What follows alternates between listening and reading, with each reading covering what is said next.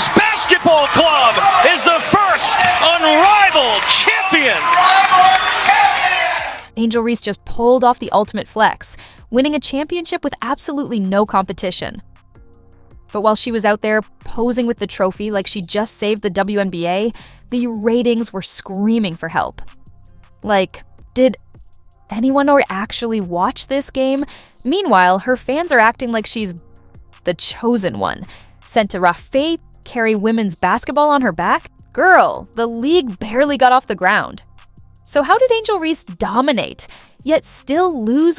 Rivaled ratings video. The playoffs are finished. The championship game has concluded. The numbers are in. After debuting with 313,000 viewers, Games 1, Games 2 on opening night, after having ratings for the 1v1 tournament, semifinals, and final, averaging 377,000 viewers, the unrivaled championship game ratings comes in at a staggering 260,000.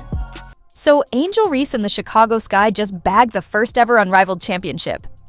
Groundbreaking, right? A moment so historic it'll be enshrined in the halls of legendary accomplishments, right between winning a participation trophy and showing up to work on time.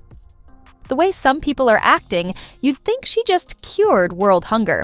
Instead of winning a league that's about as competitive as a beer neighborhood 3-on-3 tournament. But sure, let's all clap it up for the self-proclaimed queen of Richard, you feel me? Because they just won the Unrivaled League first ever championship, man. I ain't gonna hold y'all. If y'all missed this Unrivaled season, yo, you missed one hell of a good one and a competitive one. And shout out to Chelsea Gray, yo, for winning the... You get a trophy, you get a trophy, everybody gets a trophy. Somehow, Angel Reese finesses her way into the Defensive Player of the Year title. Defensive excellence? More like an expert at flailing her arms dramatically and mean mugging after every routine rebound. Oh, but don't question it. The stats say she's a defensive force. And when have stats ever been misleading? Never, obviously. It's not like she has one of the most aggressive PR machines and working overtime to convince people she's the second coming of Dennis Rodman. Nope, totally organic. Just pure skill and heart. Today, as we stand, one Angel Reese has been named the Defensive Player of the Year. Stab us all right in the eye hole, right? Oh my goodness. Oh, her fans, they're trying to take victory laps today over this, except a lot of people, a lot of hoops fans, real basketball fans are calling this for what it is.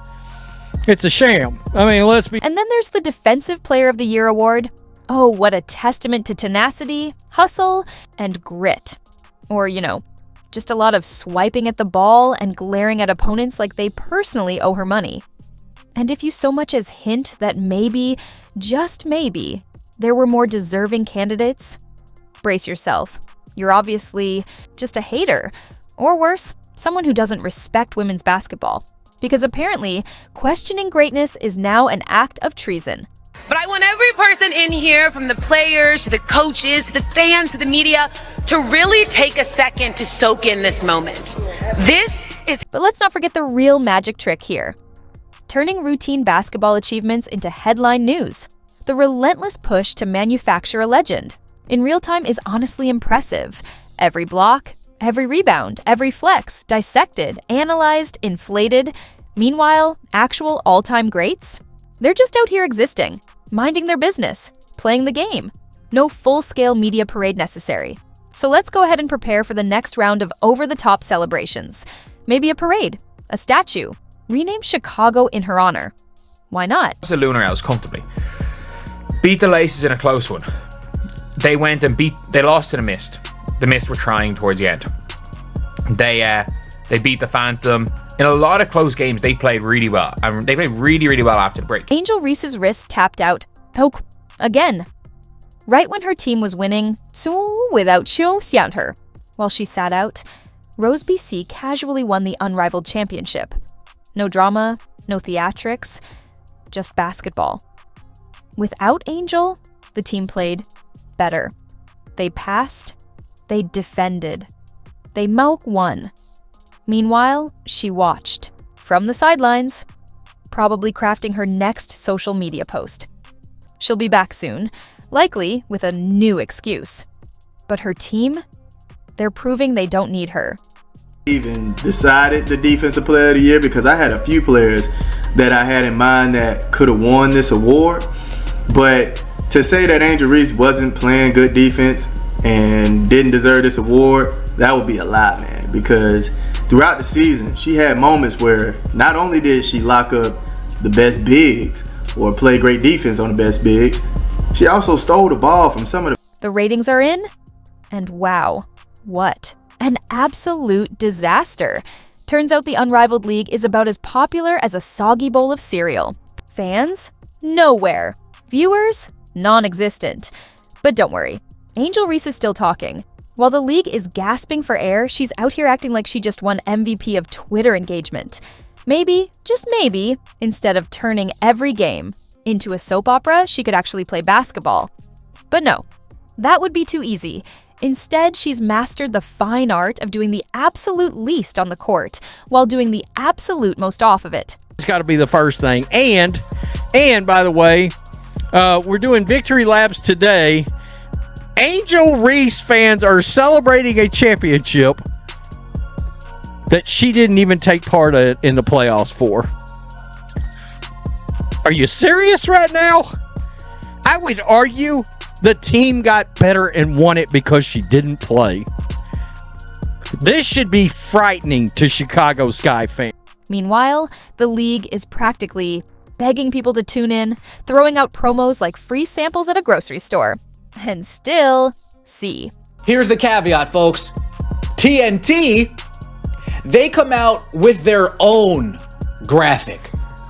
And their own graphic boasts of a 364,000 average viewer for the finals. 385,000 peak viewership for the Unrivaled finals. We'll touch on those other numbers later.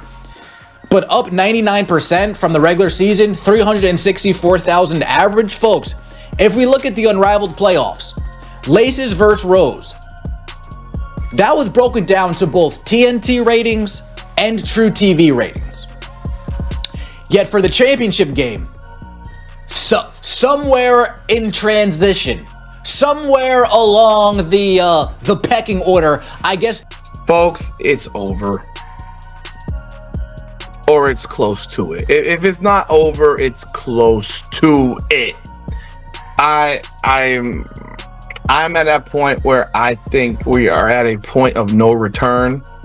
I think we have hit a level where there are problems and they are starting to punch you right in the face. What am I talking about? I'm talking about the Unrivaled television ratings from Friday night, their best night, and they are bad.